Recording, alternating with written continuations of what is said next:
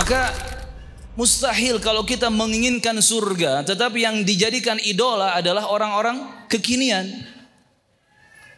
Apalagi kita hidup di negeri plus 62. Dikit-dikit yang diikuti yang viral, yang diikuti yang followernya banyak. Sesesat apapun dan seaneh apapun dilihat, diikuti, digemari. Na'udzubillah. Jangan mengikuti orang-orang kekinian. Kenapa? Karena keselamatan itu ada dengan mengikuti salaf. Salaf artinya para pendahulu kita. As-salafus salih, para pendahulu kita yang saleh. Siapa mereka? Para pendahulu kita yang saleh, 3 generasi terbaik umat yang kita sebutkan tadi. Dan kehancuran itu ada, kata para ulama, ketika kita mengikuti khalaf. Siapa khalaf? Mereka orang-orang belakangan yang muncul di akhir-akhir zaman. Apalagi Nabi Muhammad sallallahu alaihi wasallam telah menginformasikan bahwa tidaklah bertambah waktu melainkan waktu yang datang itu akan lebih buruk dan rusak keadaannya, syarrun min qabliha, dibandingkan dengan waktu yang sebelumnya. Bertambah masa, bertambah tahun, bertambah zaman, pasti yang setelahnya, yang sesudahnya keadaannya akan lebih rusak, lebih buruk. Ini kata Nabi Muhammad sallallahu alaihi wasallam. Sehingga kalau seperti itu keadaannya, berarti orang-orangnya pun ya kurang lebih sama dengan keadaan zaman. Dan sekarang kita hidup di tahun 1441 Hijriah kurang lebih. 14 abad sudah tertinggal kita dari masa Rasulullah dan para sahabatnya radhiyallahu taala anhum.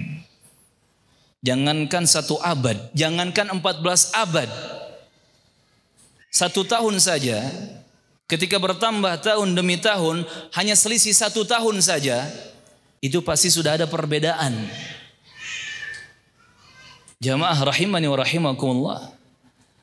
Maka ingat rumusnya, semakin bertambah waktu, semakin dekat kepada tegaknya akhir zaman, yakni hari kiamat, keadaan dunia itu semakin rusak dan buruk, termasuk orang-orang yang hidup di zaman itu. Berarti kalau kita ikut-ikutan orang-orang kekinian, siap-siap untuk apa? Untuk rusak. Siap-siap untuk apa? Untuk menjadi buruk. Tetapi kalau ingin menjadi baik dan selamat dunia dan akhirat, ikuti generasi awal umat Islam yang mereka mendapatkan masa keemasan dan kejayaan Islam. Di mana kejayaan Islam Allah berikan kepada mereka itu setelah mereka melakukan perjuangan dan pengorbanan yang besar. Tidak hanya harta benda. Abu Bakar radhiyallahu anhu pernah memberikan semua harta bendanya. Tetapi tidak hanya itu, para sahabat mereka juga mengorbankan tetesan-tetesan darah, bahkan nyawa dipertaruhkan untuk memperjuangkan la ilaha illallah Muhammadur Rasulullah, memperjuangkan tauhid dan sunnah ajaran Nabi Muhammad sallallahu alaihi wasallam.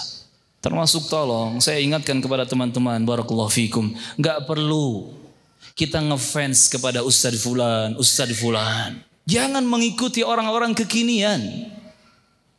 Jangankan orang di zaman sekarang, jamaah barakallahu fikum. Di masa tabi'in saja, atau di masa tabi'ut tabi'in, Imam Malik rahimahullah, Abu Abdullah Malik bin Anas sudah mengatakan, kullun yu'khad wa yutrak min qawlihi illa sahiba hadzal qabr. Setiap orang itu ucapannya bisa diambil, bisa dibuang. Setiap orang ucapannya, perkataannya itu bisa diterima atau ditolak, kecuali ucapan pemilik kuburan ini, sambil menunjuk kuburan Nabi Muhammad sallallahu alaihi wasallam. Karena ucapan Nabi Muhammad semuanya mutlak harus diterima, tidak boleh ada yang ditolak, satu kata pun, satu kalimat pun. Ini Imam Malik bin Anas rahimahullah ta'ala sudah mengucapkan ini di zaman hidupnya tabi'ut tabi'in, masih di zaman generasi ketiga yang mereka merasakan keemasan Islam. Tetapi Imam Malik sudah mengatakan demikian.